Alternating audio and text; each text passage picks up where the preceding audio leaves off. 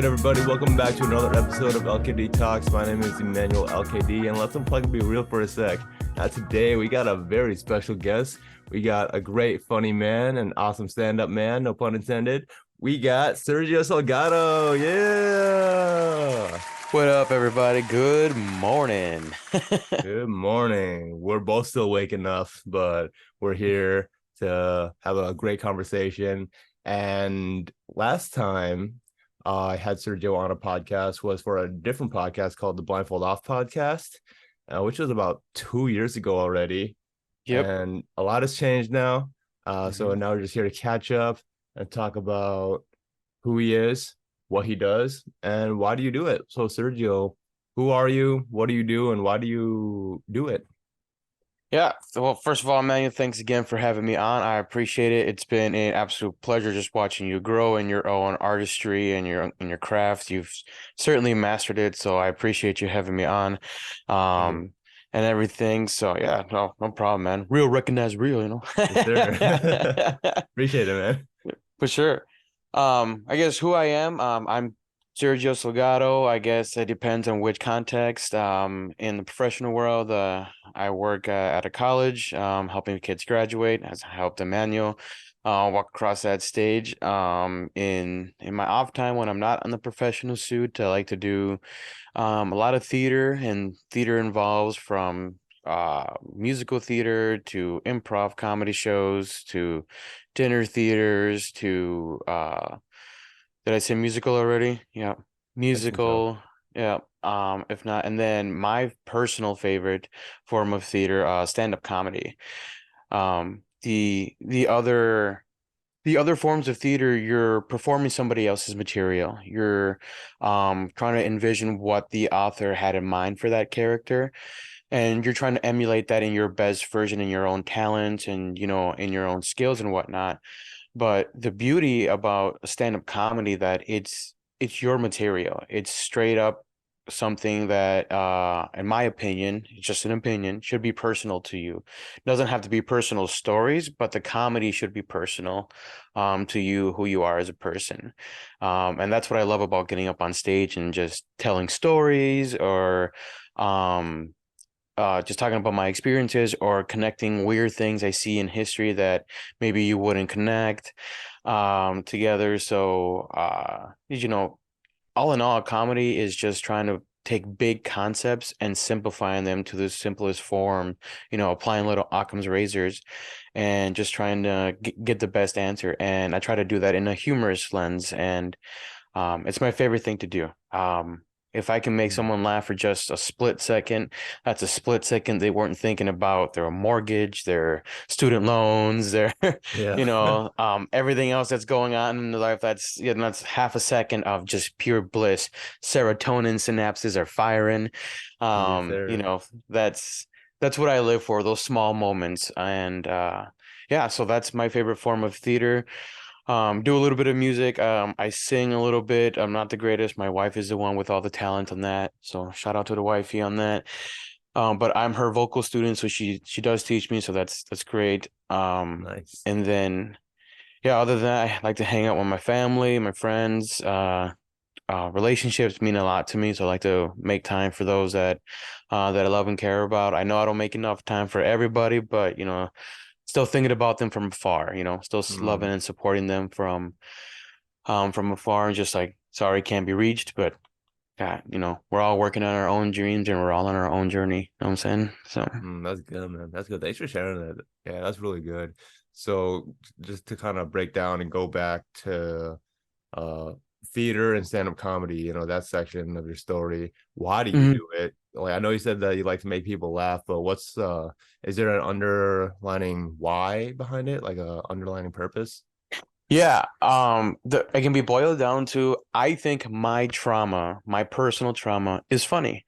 I think the things that I experienced in my life, the way I grew up, the way I experience things, the way I see the world, I think is funny because I've dealt with it in therapy.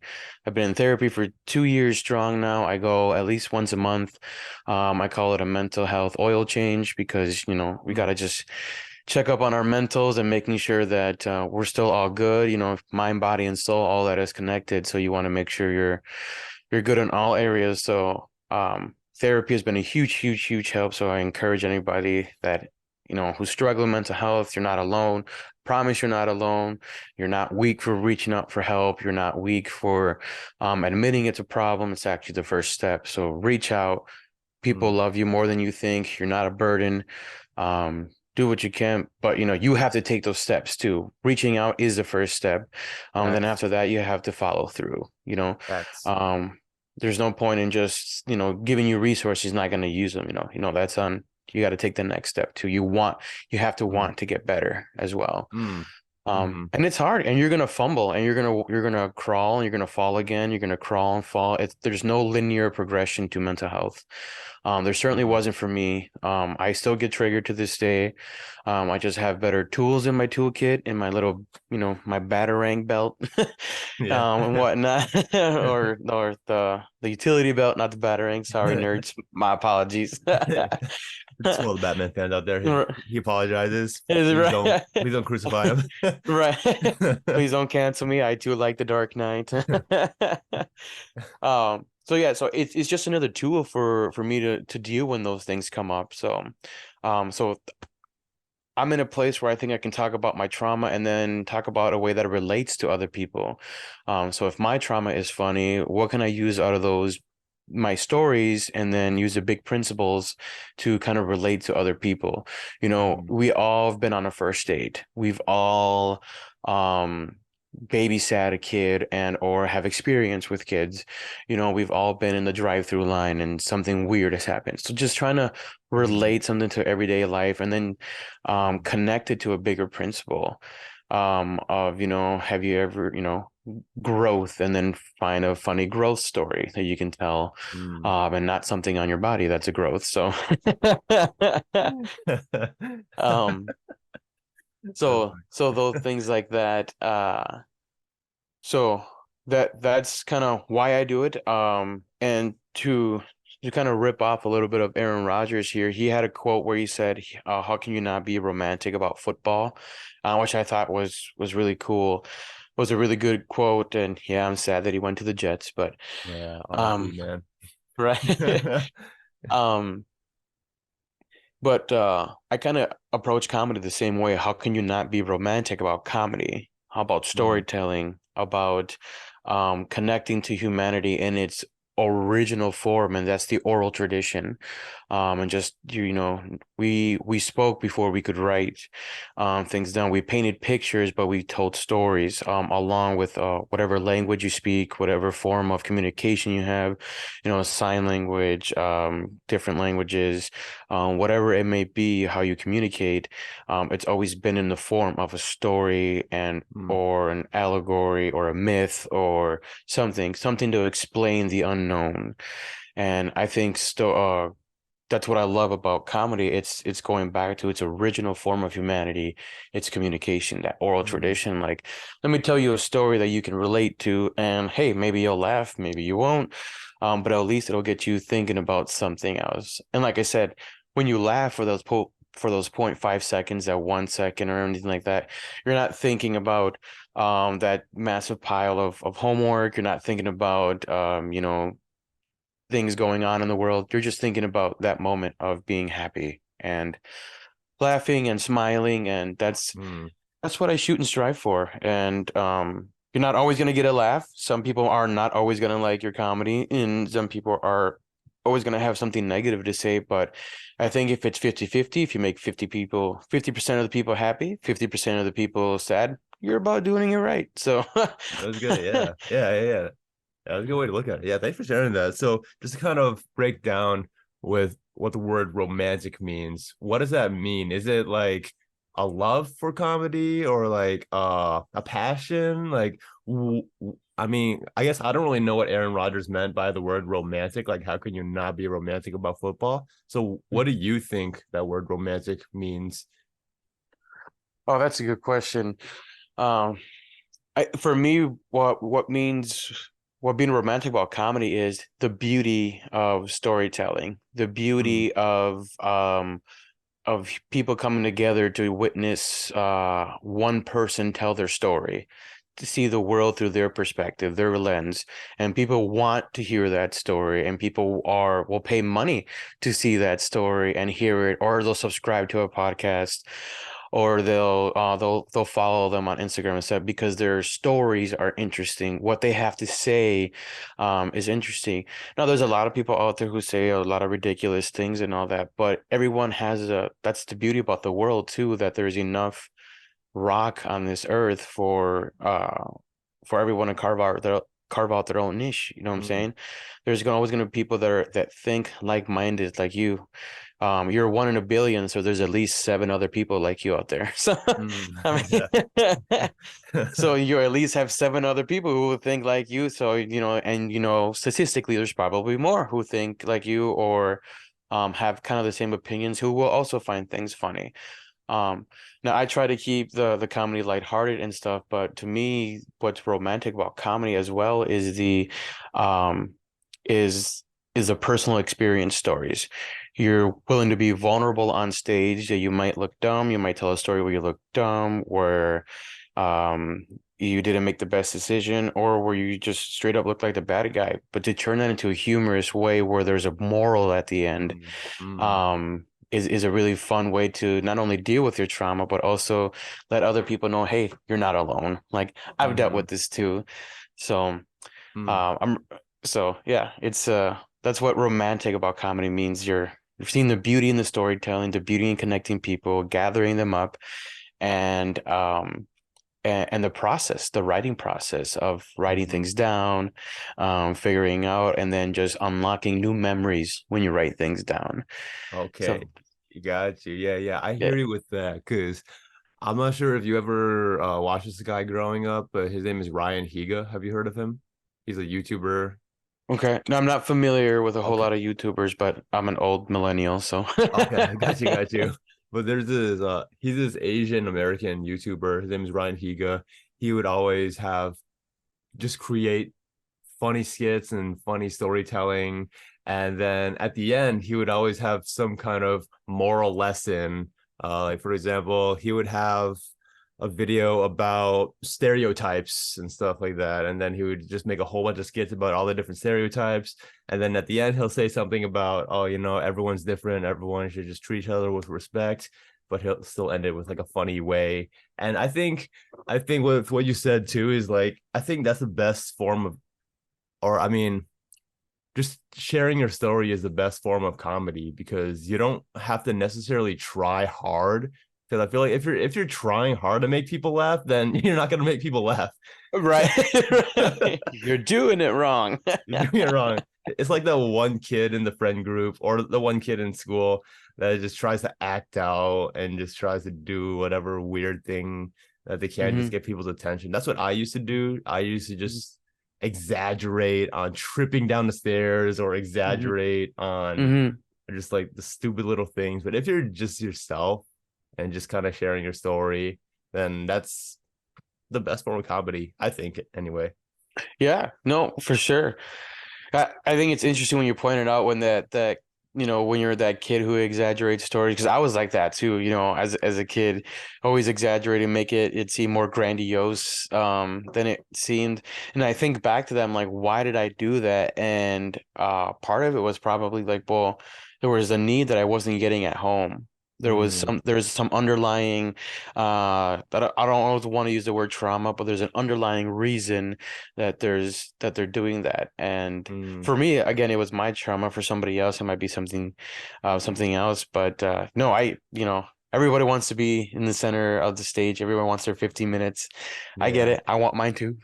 Yeah, I want mine too. I want mine too. Yeah. Yeah, I feel that. So, something just to kind of go back on comedy is I heard that there's this quote from this comedian. His name is Tank Sinatra. I don't know if you've heard of him, but Okay. he said that one of the best ways to make people laugh is to just share with them that's something you hate. Something that you hate Yeah. in your life. Just share Yeah. something you Yeah. hate. Like, Yeah. oh, I hate it when my sister takes too long in the bathroom, just stuff like Right. that. Right. Right. Or you hate when the traffic jams up and you're late for work. Yeah. Yeah. Just like 'cause Yeah. everyone can relate. in some way, and then we just laugh because it's true. Right, right. Yeah, exactly. Because you can put yourself in those shoes and be like, "Yep, I know exactly how you feel." You draw an emotion from that storytelling. It's like you're getting something out of them, and that's awesome. That's hilarious. That's so Yeah. true. I would totally agree. Yeah, it's such a hack when it comes to making TikToks for myself. I'm like, what do I hate today? Right. Like, Yeah. what about today do I hate? I'll make a video on that. Right, exactly. What do I hate about today, or what was it inconvenient enough for me to hate today? Yeah, yeah. See, like you're it's not thinking negative, it's using that negativity for positivity, you know? It's like Exactly. equivalent exchange. Exactly. Exactly. Gotta flip it. Gotta flip the script at all times. Yeah, man. Oh, that's funny.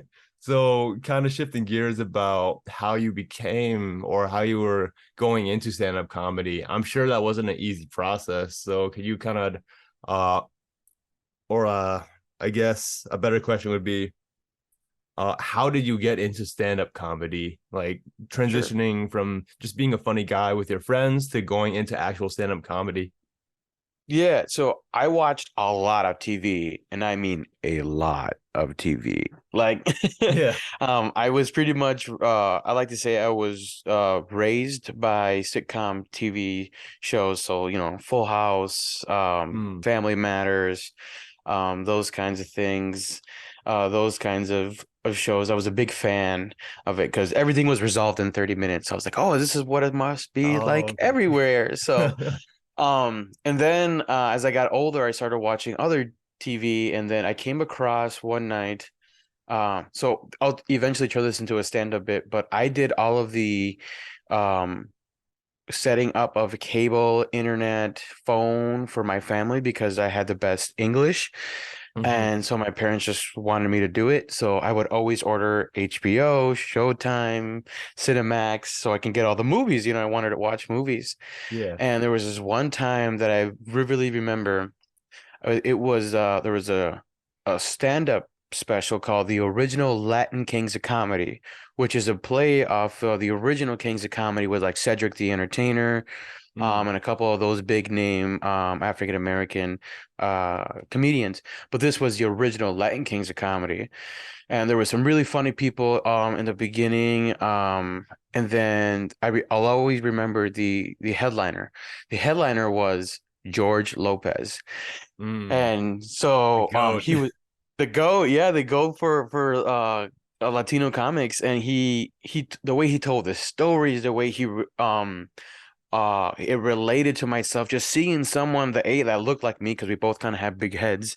Um and then someone who was telling stories that, hey, I've been there like that, or hey, that's happened to me. I've experienced that, and that related to the Latino culture. That was hilarious in the way he told his stories, the accents, the way when they panned out and they showed the theater full of people just to see one person.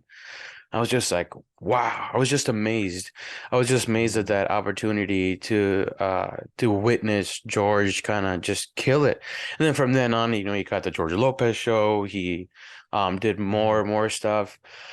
And so that really kind of sparked the joy of comedy for me. And then I would take his material and then I would mimic it. I would essentially steal his material, but I was a kid, so I'm not using it in any of my current stuff. So Right.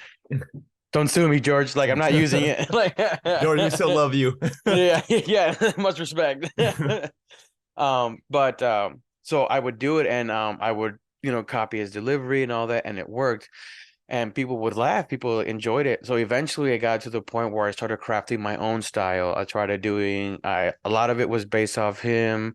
A lot of it was the other goat, Dave Chappelle, growing up watching him. Oh yeah. Growing up. And then I would go back and watch the old school guys, Richard Pryor, George Mm. Carlin, those guys, and then, mix in with the new guys, Joe Rogan, Shane Gillis, those kinds of guys. And And then from there, just kind of molding my own shape. I don't want to be like any of those comedians I mentioned. I want to be my own version of me. I want to be just Serge the comedian. I don't want to be, oh, he reminds me of Gabriel Iglesias or he reminds me of George Lopez. Like, no, I Mm-hmm. want to be someone that's fresh and new and something like that. So I want to take it into my own style, but that's where the spark came. And then I would always tell the jokes, and then eventually that led me to join theater. And then in theater is where I really learned to kind of hone the craft of acting. So I really started acting before I started stand-up comedy. And then I feel like acting gave me the knowledge of stage presence, how to deliver your Mm, lines, yeah. how to really engulf a character. Because when you're on stage, that's a character. I'm playing a character when I'm on stage.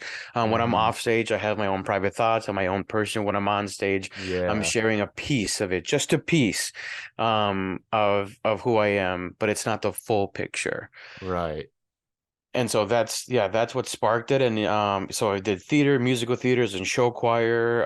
I did a lot of speech and debate, so I can get like my pacing down, my vocal Okay. diction, That's good. That's and good. Yeah. yeah, those things. And again, just the stage presence. I did a category in high school called storytelling, where I literally just told a bunch of stories, and you would have to learn the story, tell it, and I would do a bunch of different voices.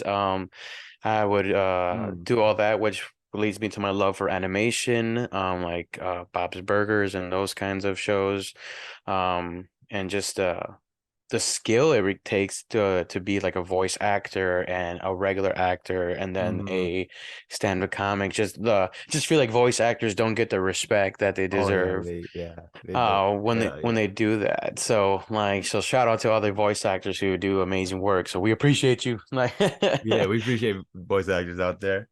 yeah. So that's really how I got my started by watching George and then kind of copying his style, watching other comedians, studying like film, like football, like watching play by play, and then eventually writing my stories down, telling it and in any way I can. So yeah. Got it. Nice. I like that. Like when you were kind of storytelling, I was picturing it in my mind. I'm just imagining a young Sergio just watching TV. And like I like how it wasn't just like a straight process just to go to stand-up comedy. You took Mhm. bits and pieces from each different category, like theater. Like I like how you said that you're acting, you're learning about stage presence. I like how you talked about how you're taking storytelling classes to learn the storytelling, and there's just a bunch of other classes and different, what's the word? Not academies. I'll just use academies for lack of a better word. School of Thoughts, maybe. Yeah, school of thoughts. Yeah, yeah, that's a good Mm. word. School of thoughts. Like learning your diction, learning how to voice act or just make different voices when you're Right, talking. right. And like I like how you kind of combined all of those forces into stand-up comedy. Mm. And I feel something I noticed too with stand-up comedy is I feel like you have to be really knowledgeable and very intellectual as well to like bring themes and kind of teach them to people in a bigger way. Is that right? Like, Yeah, absolutely. Some of the smartest people I know are comedians, and even those that don't think they're comedians but are highly intelligent, they say funny things that like you can't write. Like, oh, like, and that frustrates you as a stand-up comedian. Like, you can't write that. Like, oh, that was hilarious. So absolutely, because you have to take big principles, big concepts, and kind of break it down, to understand and connect it in a way. It's one thing to break it down, but if you're not connecting it to the everyday person, just how to answer the intuition of how does this affect me or how can I relate to this, then you're not really doing your job. I personally feel like of one, teaching the concept, and two, making sure that it resonates with that person. So those two things, once you teach and it resonates, then I think that's is a formula for the joke to land or for really the person to understand what you're trying to say. I think it was. somebody smarter than me who compared stand-up comedians to not all of them, but those kind of high-level thinking ones to modern day philosophers, and I'm using air Mm, quotes on that. okay. But because we say what's on our minds without fear of repercussions. We say Mm, what we want. Stand-up comedians have generally tended to be anti-establishment, anti mm, government because they're the ones with the following, you know what I'm saying, that mm, scares the true. powers that be sometimes, whether it's corporate America or the government, they tend to silence those with large following. But you know, so it is what it is when it comes to that. But that's the form of storytelling that that people want to know and resonate. But yeah, being you don't have to be intellectual, super smart, if that's not your style of comedy. But I think it's absolutely, again, another tool for you to use in your comedy writing, in your process. um, I approach it like a student, and comedy is a school that I want to attend. So I listen to Mm, the comedians, I watch film, I read books on how to try to write funny, and taking more extended writing classes and creative writing classes. This last fall, I took a screenwriting class mm, where I work because I can do it for free. So I yeah. went and took a screenwriting and learned more about the process of writing TV shows and movies. I'm like, that's fascinating. I'm fascinated by artists who can write music, who can, like you, like yourself, Emmanuel, who can rap and connect concepts, because I think comedy and rap Mm, are very closely related, because you're trying to draw on concepts that they will understand, the reading in between the lines kind of thing. um yeah. you'll make a verse that connect, and you'll have two connecting things that are connecting the verse to a bigger, larger concept. So, and I think that's I can't do it that fast or anything like that. So I respect you that you can do it, but it's not a skill I have, but that's awesome that you do. So that's why I love artists of all shapes and forms, just to see how their brain works and how they connect Mm, concepts in their brains. thank you, man. Yeah, appreciate that. So with so I guess like I was about to ask, is it nerve-wracking when you're on stage, or is it not because you've had so much history of voice acting or theater? So like, but like the thing is, you said with stand-up comedy, that's yourself though. That's all you. So is it more nerve-wracking that it's all you, uh, more than it is you performing as someone else, do you think, for yourself? Well, I mean, the same question can be thrown back at you, Emmanuel. Aren't you nervous every time you get up on stage, to do your thing? Like, That's I true. think Yeah. it definitely gets easier over time, but I am still a nervous wreck every time I get up on stage, because you have to almost Joey Coco Diaz on his latest book has said you have to treat it like it's your first time up there every single time. Mm, Like you have to bring that same energy and enthusiasm okay. and use the nerves for that, like it's the first time, and you just want to kill it on stage. You just want to crush it so people laugh and you come back. So if you have that mentality of, this is my first time, this is my first time every time up there, I want to have that energy and bring it every time, then I think it gets easier. But I always absolutely get nervous. My hands get sweaty, my knees weak, my Mm, arms are heavy. heavy So mom spaghetti. yeah, right. Um, but no, that's where, again, another tool. I do some breathing exercises just to get me in there. I'll breathe in my material and breathe out the negative. Breathe in the material, breathe out the Okay. negative before I go on stage. And absolutely, I'm playing a character on stage. I'm playing Serge the comedian, not Sergio the regular dude. So Sergio I'm the on. registrar. Yeah, yeah, exactly. I'm just Sergio, just chilling out, relaxing. So, but when I'm on stage, I'm someone who wants to be vulnerable, who wants to tell you a story, who wants to, make you laugh and help you forget about things for a while, but and hopefully, and take you through a journey with my storytelling, and hopefully you find the mishaps that I get into funny, because as some of my stories, I talk about my niece, I talk about my family a lot, because I think Mm, no family is perfect out there.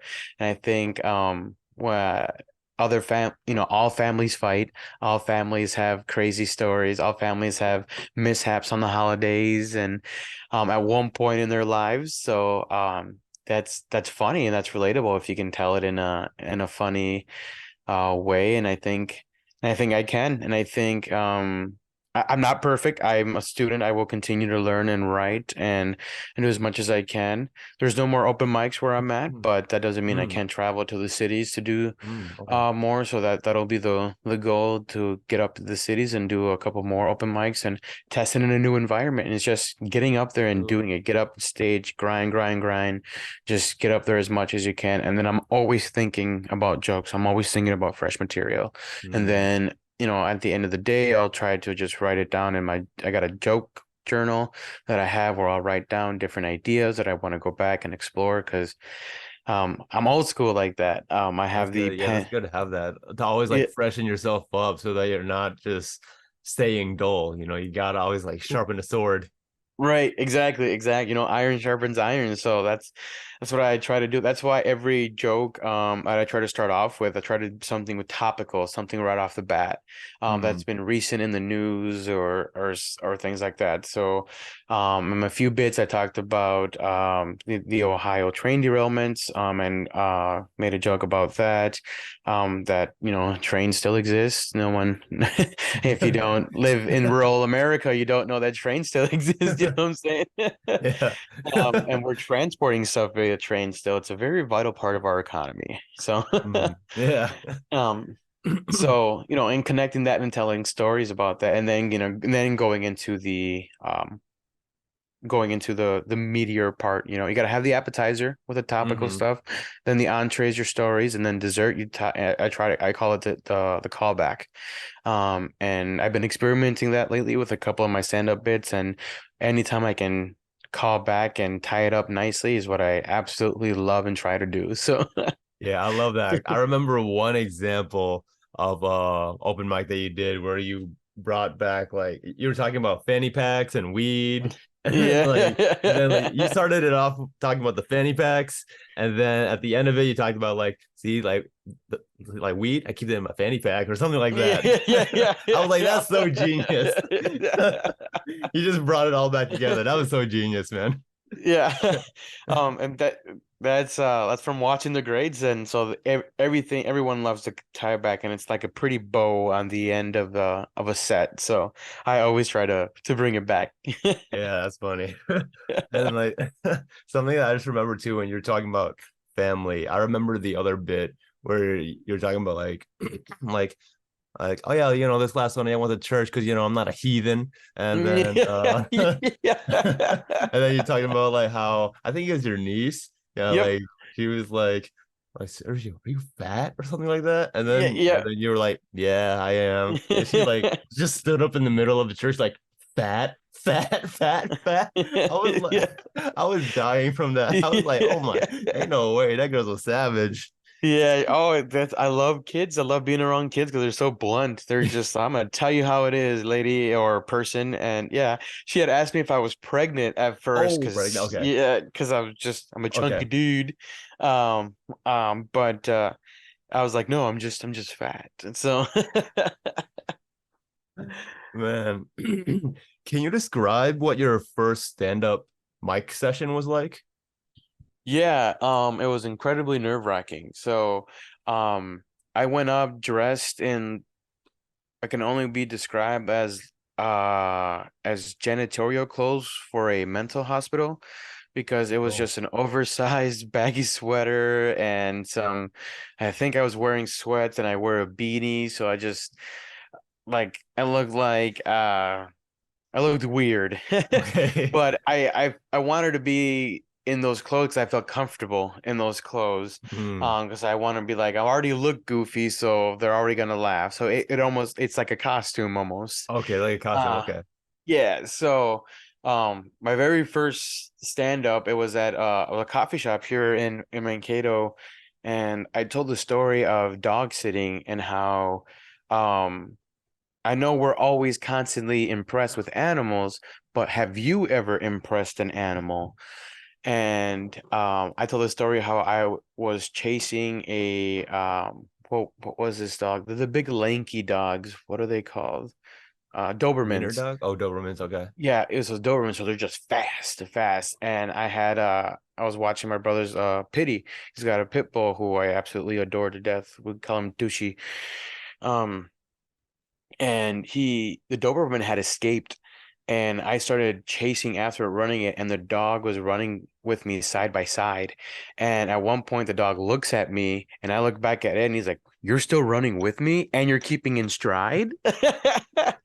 And so so the dog was just like, okay, and then he just starts taking off faster, and I keep up with him still, and he looks Yeah. back, so he's like, "Oh my gosh, like he's still behind me."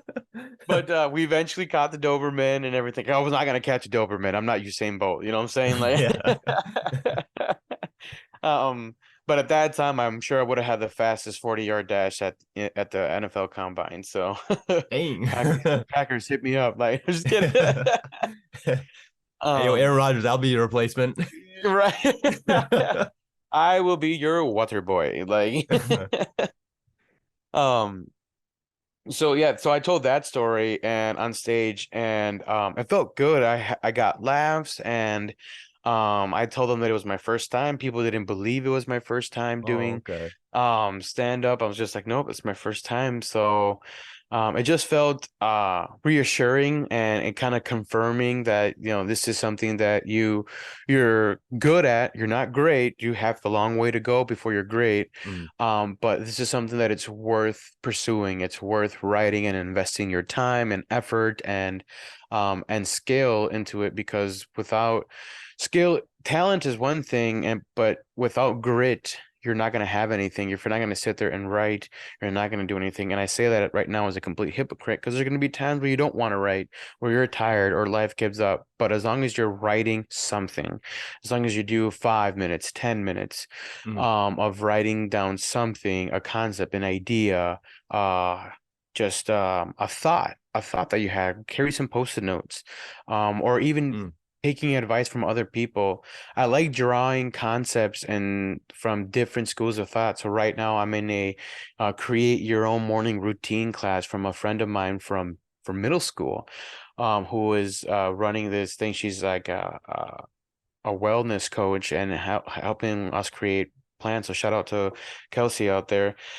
So she has different morning routines that she gives to us, and I've been implementing those, and it's just kind of changed how I mm, view. I feel like I'm more creative in the morning. I have room mhm, to invite creativity into my headspace, into my energy, into my aura, into my universe. And not to get hippy dippy on it, but you know, I think that's important. And honestly, it boils down to creating time for yourself, mhm, making time for something for you, even if it's just a 10-minute meditation, or if it's mm, just a 5 minute of putting your phone away and sitting in silence. Just doing those kinds of things. I've been trying to get it back to the gym lately, and I like the sauna. I like to sit there either sometimes in silence or listening to music and just sitting there and absorbing the harsh environment. Be like, if I can do this, I can do anything, and just, you know, doing those kinds of things. So mhm. Yeah, with your eyes closed because you don't want to see naked people. right, exactly, exactly. I'm just like, put some jaws on, man. Have some respect. Have some respect. I'm not trying to go. Right, right. Oh my God! Like, excuse me, sir. Excuse me. Oh my gosh. Oh my god! Oh my god! Man down, man down. And he saw something he shouldn't have. It burns my eyes. Why? Like the my leg. My leg, my heart. Oh God, good stuff. Good Yes, stuff. yeah, that's good, man. That's good. Like I completely agree with you with taking time to meditate or taking time just by yourself without your phone, without any electronics. What I like to do is just go out for walks. Just go out for Nice. walks. Walking is underrated. I think not only is it healthy for you to walk, but just the benefits you get from walking. Yeah. What does walking do for you? For me, like one is exercise, and two, I just like Mhm. to connect with nature, looking at the sunset, you just breathing in, taking it's kind of a moment to just like breathe in and just like breathe in the outside particles, not the inside house particles. You know what I mean? Right, right. The stuff being pumped in from your AC or your heater or your stuff going outside. Yeah, dude, I totally get that. I love camping. I love going Mm. out and being in nature and hiking in the woods and Hiking is stuff. so much fun. Yes, yes, just seeing just how expansive the world is and how really minuscule the mistakes you make are because in the grand scheme of things, it's not gonna matter. It's not gonna matter. Yeah. We're specks on this time particles, man. It's crazy. Yeah, man. See, like if you like open world video games, just go outside. Right, yeah, exactly. that's That's the best reality-based video game. that's the best open world game you could get. Right, exactly. Although the stats suck sometimes. You're Oh yeah, yeah. broke. That's Everyone that's just starts off broke. yeah. Everyone starts out broke, like yeah, and everyone's stamina is not always Right, like the greatest. You can't run exactly. forever. Right. You're not Mario. You're not. No. Hmm. All right, Sergio, we're getting to the point near the end, but I want to ask you. So, in my LKD Talks podcast, I like to have it as a platform where I can, where other creatives, artists, or guests can just share what's on their mind, kind of like a weekly journal entry. So, what's on your mind from this week, whether it's heavy or light, random? Floor is yours. Yeah, awesome journal entry 5/13/2023. Let's see. I guess what's on my mind is the importance of just making time for yourself. We invest in a lot of other people. We invest in our time and efforts into other things and often forget about ourselves. And that can mean different things to different people, but as long as you're doing it for you, it's not serving somebody else. It's not serving anything else. It's serving you, your soul, your cup. You can't pour from Mm. an empty cup, as I've said on the first podcast. But I think that's what's been heavy on my mind, how different you feel, how different you approach the world because you invested time into yourself. Now you have time and energy to go do it for other people. Now you have because you want to, it's out of will and not forced. You know what I'm Mm. saying? Mm-hmm. Because when you're doing it forced, when you're forced to do something, you're not going to do it with gusto, with happiness, then you're going to be like, I What have a to clean my drag. room. Yeah, I Yeah. have to work out, all those things. But if you view it as an investment in yourself, it's like, oh, I get to work Mm. on my muscles today, I or I get guess, to, not I have y- to. right. Yes, exactly. And Mike Tyson has the best quote where he says, discipline is doing something you hate like you love it. Mm. And doing it consistently and you're gonna struggle at times, you're gonna fall, but keep going at it, keep at it, because just like mental health, there is no linear progression for discipline, and for that you'll get better over time, yes, but you gotta keep trying and keep trying to see what works best for you. Mm. That's good, man. That's good. I I want to share something just based on what you said too, Yeah. where I remember one time during freshman year of college, I just took a complete social media hiatus, just like deleted Facebook, deleted Instagram, deleted Twitter, and and I think that really helped with me just enjoying my own time, uh just enjoying my own time playing Smash Bros or Zelda by myself, watching a lot of movies. I watch a lot of movies just by myself because I didn't have to worry about what to post or Mm. uh and it just helped me kind of reset my mind on, okay, why am I even posting in the first place? What am I doing? Am I trying to please people? Am I just trying to get instant gratification for myself? Like, what's the main reason why I'm posting? It just kind of helped me just reset and kind of enjoy life first and foremost, and fill my cup, as you said, as well. Right. That's awesome, man. Yeah, social media is just it's that comparison is the thief of joy. And that's what social media is. It's just one giant comparison tool. And I think it's interesting how you said that it rewired your brain to to invest your time because you weren't worried about what to post and all that. Do you think that's different now that you do the podcast and your music and stuff? Oh, that's a good question. I think now I've come to a place where I'm just posting because I enjoy it and I want to share, I want to Nice. share my story. I'm not gonna lie, there are times where I think like, oh man, like I didn't post today. People are gonna forget about me, because that's how social media is. It's super fast paced and like if you're not Right. caught up, then people will forget about you.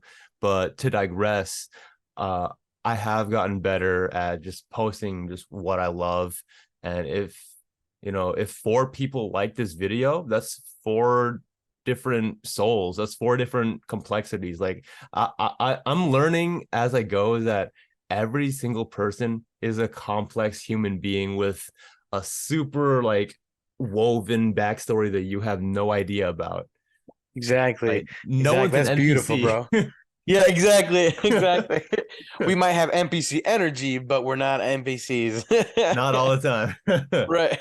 Yeah. Oh, yeah. One thing to add to that journal entry real quick is um on the topic of social media comparison is a thief of joy.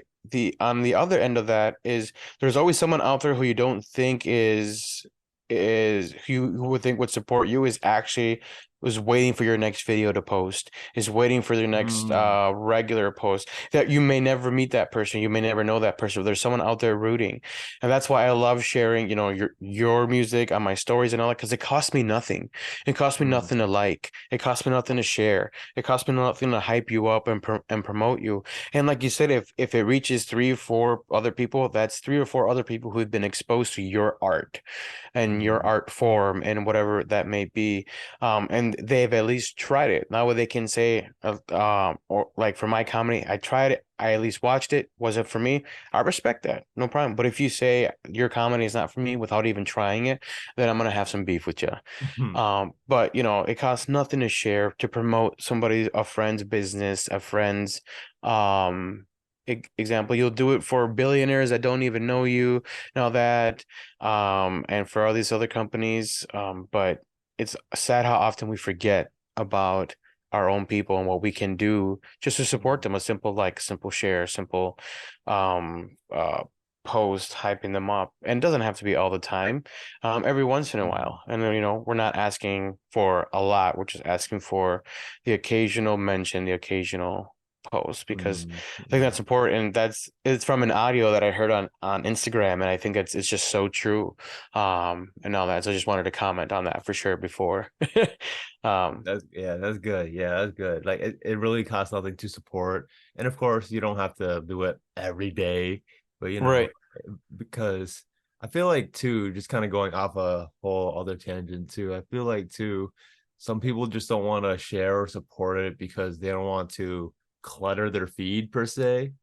If that makes Sure. sense. You Yeah. know what I Yeah. mean? Like I see that, but like at the same time, like it's not that deep. Like Right. it's We're like already friends, so you're already gonna see my post anyways. So yeah, like I mean, it wouldn't hurt to just like repost it and stuff, but you know, right, right. but The like I algorithm is not that advanced. It's not going to just completely show you me now.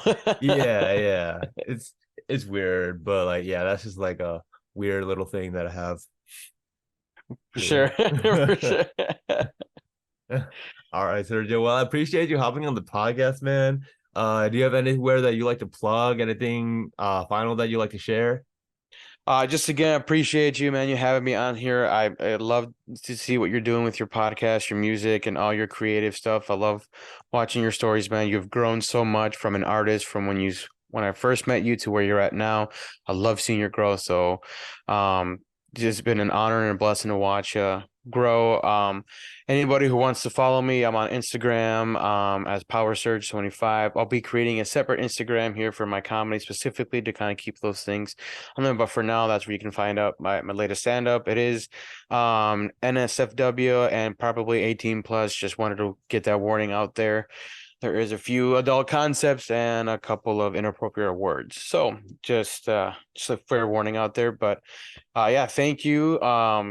Open mics in Mankato start up again in September. Otherwise, keep me posted for you if I ever come to a city near you just for a random open mic, or if you have any concept or feedback, I'd love to hear it. So Awesome. Hey, Sergio, thank you for the words, man. Yo, man, I'm really looking forward to where your stand-up comedy career goes next, man. And even though like it's closed in Mankato, I hope that you can still make funny content, social media or just wherever, man. Wherever, yeah, YouTube, wherever. for sure. I'll create. That's for sure. Something is I'll do. I'll always create something. So All right, sounds good. All all right, right. y'all. Thanks for watching this episode. Hope y'all have a great, blessed week and take care, y'all. Peace out, y'all. Peace.